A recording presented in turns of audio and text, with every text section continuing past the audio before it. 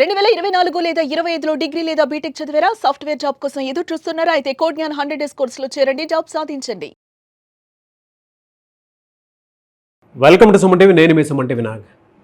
జనరల్గా negative energies అని అంటే మన ఇంట్లో కానీ లేదా మన మీద ఉండేటువంటి ఎఫెక్ట్స్ కానీ ఏ విధంగా వస్తాయి అండ్ వేదిక్ ఆస్ట్రాలజీ దానికి ఏం చెప్తోంది? ఈరోజు మనతో పాటు వేదిక్ ఆస్ట్రాలజీ ఉమా గారు ఉన్నారు. అది వారి మాటలను తెలుసుకుందాం. Hello sir. హలో నాగరాజ్ గారు. వేదిక్ ఆస్ట్రాలజీ ప్రకారం కనుక మనం చూసుకుంటే నెగిటివ్ ఎనర్జీ అనేది ఎన్ని రకాలుగా ఉంది అండ్ దాని ఎఫెక్ట్స్ అసలు ఏ విధంగా ఉంటాయి, ఎస్పెషల్లీ రాష్ట్రంలో కనుక మనం చూసుకుంటే ఏ విధంగా ఉంటుంది అండ్ విమెన్కి వాటి ఎఫెక్ట్ అసలు ఏ విధంగా పడతాయంటారు? తప్పకుండా అండి. ఈ నెగటివ్ ఎనర్జీ అనేటువంటిది ఎప్పుడూ కూడా ఒక ఎక్స్టర్నల్ ఫ్యాక్టర్ అండి, బయటికి సంబంధించింది అనమాట. అంటే వాళ్ళ యొక్క జాతక చక్రం ద్వారా వాళ్ళ యొక్క ఆరా, వాళ్ళు నడిచేటువంటి వింశోత్తరి లేకపోతే వాళ్ళ యొక్క గ్రహాల ప్రభావం బట్టి వాళ్ళు ఏ ఏ రకమైనటువంటి నెగటివ్ ఎనర్జీ లోపల చిక్కుకుంటారనేటువంటి విషయాన్ని చాలా ఈజీగా మనం చెప్పవచ్చు.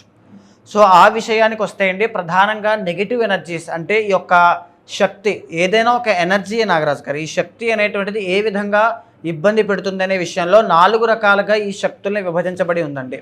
ప్రధానంగా మొట్టమొదటిది ఏంటి అంటే స్థలదోష శక్తి అంటారు. అంటే ఇది చాలామంది బాగా తెలిసినటువంటిదే. ఏదైనా ఒక ఇల్లు మారిన తర్వాత, ఒక స్థలం మారిన తర్వాత, ఒక నూతన వ్యాపార స్థలంలోకి వెళ్ళిన తర్వాత, ఇక్కడికి వచ్చాక నాకు బాగా కలిసి వచ్చిందండి, ఇక్కడికి వచ్చాక నాకు అసలు ఏమీ బాగాలేదు, మ్యారిటల్ లైఫ్లో గొడవలు అవుతున్నాయి, హెల్త్ ఇష్యూస్ కారణం లేకుండా వస్తున్నాయి, నాకు నిద్ర పట్టట్లా, భయం వేస్తుంది, ప్రశాంతత లేదు, ఇంట్లో కుక్క పిల్లలు చనిపోతున్నాయి, తులసి మొక్క ఎండిపోతుంది, లేదు అనుకుంటే ఇంట్లో మూగజీవాలు, అది పక్షులు అవ్వచ్చు, పెంచుకునేటువంటి మూగజీవాలు, అవి ఎందుకో హెల్తీగా లేకుండా అకారణంగా చనిపోతున్నాయి. ఇవన్నీ కూడా స్థల దోష శక్తి వల్ల వచ్చేటువంటి ప్రాబ్లమ్స్ అండి. సో నేను ఎప్పటి నుంచో అదే ఇంట్లో ఉంటున్నానండి, కానీ సడన్లీ జరుగుతోంది అంటే ఆ స్థలానికి దోషం పట్టడం వల్ల జరిగేటువంటి ఇబ్బంది అమ్మ. సో దానివల్ల అండి ఈ స్థలదోష శక్తి అనేటువంటిది ఎప్పుడైతే మనిషికి ఉంటుందో ఎదగడము, జీవితంలో ఎదుగుదల అనేటువంటిది ఉండదు నాగరాజు గారు. అది ఇల్లైనా వ్యాపార స్థలమైనా ఏదైనా ప్లేస్ అవ్వచ్చు, అది ఏ ప్లేస్ అయినా సరే. అందుకే మత్స్య కూర్మ యంత్రములు కావచ్చు, కొన్ని రకాలైనటువంటి శుద్ధి కార్యక్రమాలు కావచ్చు, ఏ స్థలంలో అయినా మనం ఏదైనా ప్రారంభం చేసినప్పుడు చేస్తారు. అది పుణ్యాహవచన రూపంలో ఏదైనా చేస్తారు. కానీ మూలమైనటువంటిది అది ఎలా తొలగుతుంది, దాని నుంచి ఎలా బయటపడాలనేటువంటివి ప్రతి దాన్ని మనం గమనించాలండి. స్థలము దోష శక్తి కావచ్చు, ఈ జాతకంలో ఉండేటువంటి ఏ దశలు నడుస్తున్నాయి, ఒక జాతకం చూసి వాళ్ళకి ఎలాంటి ఇల్లు వస్తుందో కూడా చెప్పచ్చండి. ఒక జాతకం దోషి వాళ్ళకి వాస్తు దోషం ఉన్నటువంటి ఇల్లు వస్తుందా లేదా కూడా చెప్పచ్చు నాగరాజు గారు.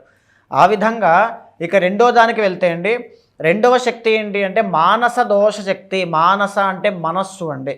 ఇక్కడ ఏంటి అంటే చాలామంది, కొంతమంది నెగిటివ్ పీపుల్ ఉంటారు. అది నెగిటివ్ పీపుల్ కూడా కాదు, చిన్న విషయాన్ని కూడా చాలా పెద్దగా తీసేసుకుంటారు. నాకెంత కష్టం వచ్చేస్తుందని భయపడిపోతూ ఉంటారు.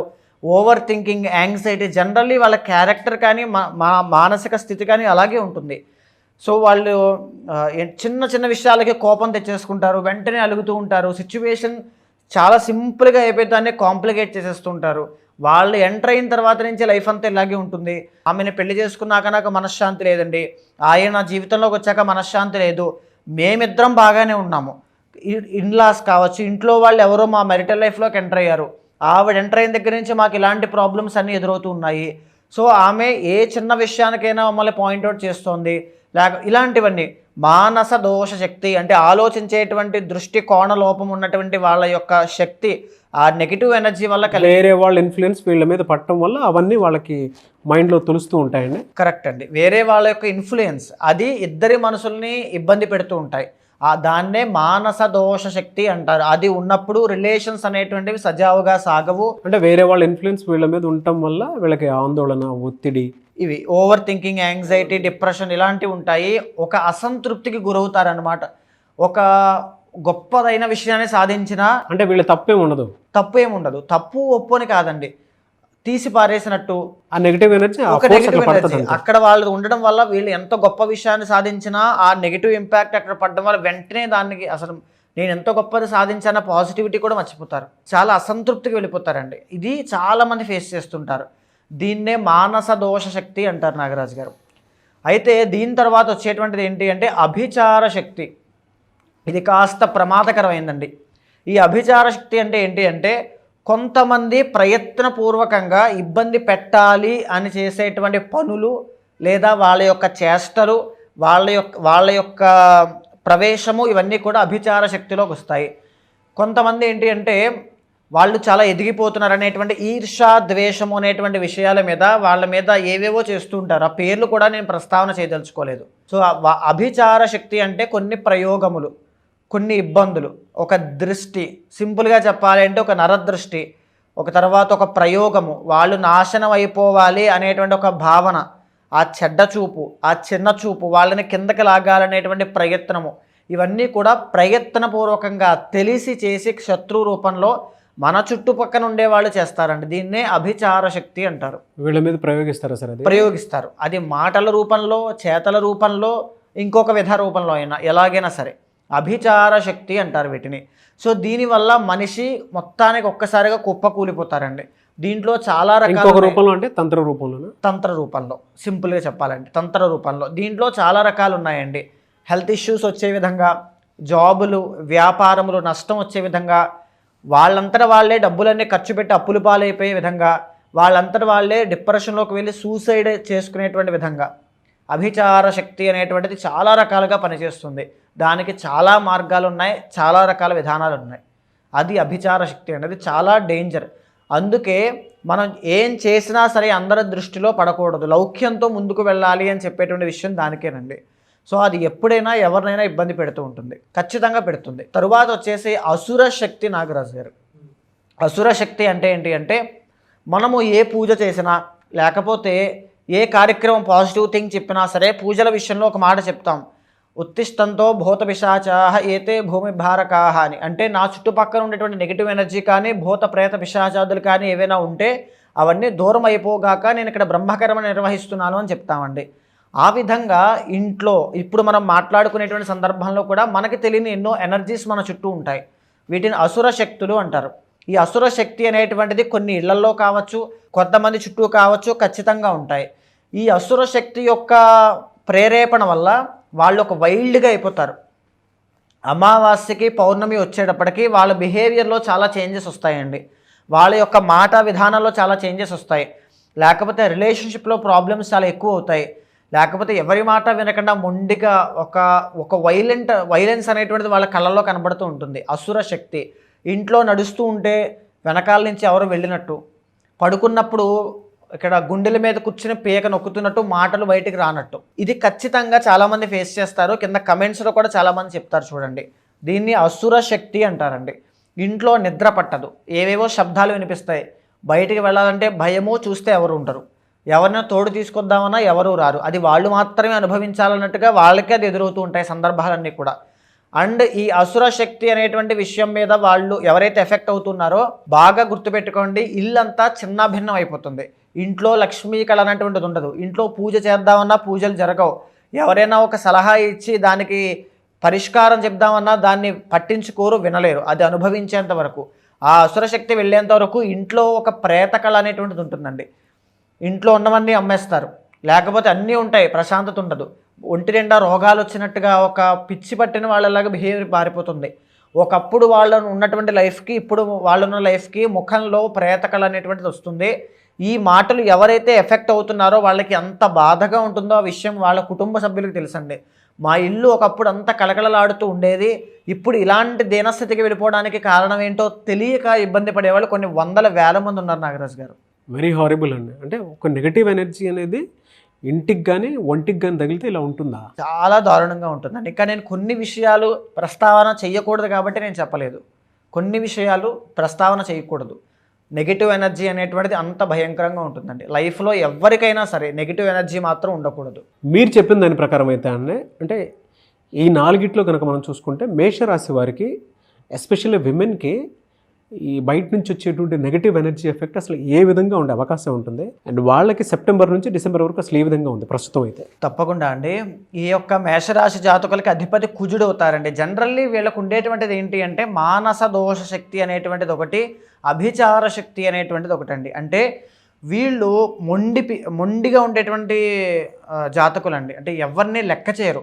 అది ఎంత పెద్ద శక్తి అయినా, ఎంత కష్టం వచ్చినా, ఏదైనా ధైర్యంగా నిలబడి వెళ్ళిపోయేటువంటి మనస్తత్వం అండి మేషరాశి వాళ్ళకి. వీళ్ళు జనరల్లీ ఎవరైనా వచ్చి ఏదో దృష్టి పెడితేనో ఏంటో లొంగేటువంటి రకాలు కాదు, కానీ వీళ్ళకి అభిచార శక్తి అనేటువంటి చాలా ఎఫెక్ట్ అవుతుందండి.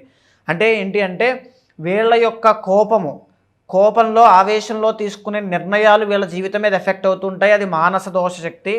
అండ్ రెండవది అభిచార శక్తి అనేటువంటిది వీళ్ళకు ఉండేటువంటి శత్రువులు, కుటుంబంలో చాలామంది శత్రువులు ఉంటారండి వీళ్ళకి. వాళ్ళు చేసేటువంటి పన్నాగములు కానీ అభిచారము అంటే వాళ్ళు చేసేటువంటి కొన్ని ఇబ్బందులు కానీ పెట్టేటువంటివి వీళ్ళకి చాలా ఎఫెక్ట్ అవుతాయండి. అది మానసికంగా, శారీరకంగా, ఆర్థికంగా, లేకపోతే ఇంట్లో ఉండి కావాలని ఎమోషనల్ బ్లాక్మెయిల్ చేసేటువంటి విధానం కావచ్చు, లేదా మనం చెప్పుకున్న తంత్ర విషయంలో కూడా కావచ్చు. ఇప్పుడు వాళ్ళు అది ఫేస్ చేస్తున్నారండి. ఖచ్చితంగా మీరు చూడండి, మేషరాశి వాళ్ళకి మీకు శత్రువులు ఎవరంటే అమ్మా, మీరు బాగా ఆలోచించుకోండి, మీ కుటుంబంలో ఉండేటువంటి వాళ్ళే మీ శత్రువులు ఉంటారు. అది మీకు కూడా తెలుసు. వాళ్ళు చేసేటువంటి అభిచార శక్తి వల్ల మీరు చాలా ఎఫెక్ట్ అవుతారు.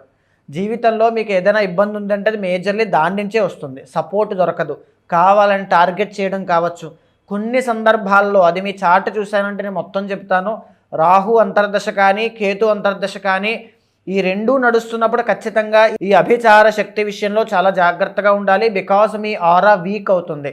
అప్పుడు చేసేటువంటిది ఏదైనా సరే మీ మీద చాలా ఎఫెక్టివ్గా పనిచేస్తుందండి. అప్పుడు మీరు చాలా ఎఫెక్ట్ అవుతారు. నిత్యము కూడా ఎవరైతే ఇంట్లో కులదేవత ఆరాధన కానీ, నిత్య పూజ అనేటువంటిది ఇంట్లో ఎవరైతే చేస్తుంటారో, అది వ్యాపార స్థలంలో కావచ్చు, ఇంట్లో కావచ్చు, ఎక్కడైనా సరే మంత్రోచ్చాటనము, ఇంట్లో మంత్రము పఠించడం కానీ, పారాయణ చేయడం కానీ, ఎవరైతే మెడిటేషన్ కానీ చేస్తుంటారో వాళ్ళకి ప్రభావం కాస్త తగ్గుతుందండి. ఈ రాహు కానీ కేతు కానీ ఉన్నప్పుడు చాలా కేర్ఫుల్గా ఉండాలండి. ఎప్పుడు ఏ నిమిషాన అభిచార శక్తి విషయంలో ఎఫెక్ట్ అవుతారనేటువంటి విషయం ఎవరికీ తెలియదు. అది కూడా కుటుంబ సభ్యుల విషయంలో లౌక్యము అనేటువంటిది ప్రదర్శించండి.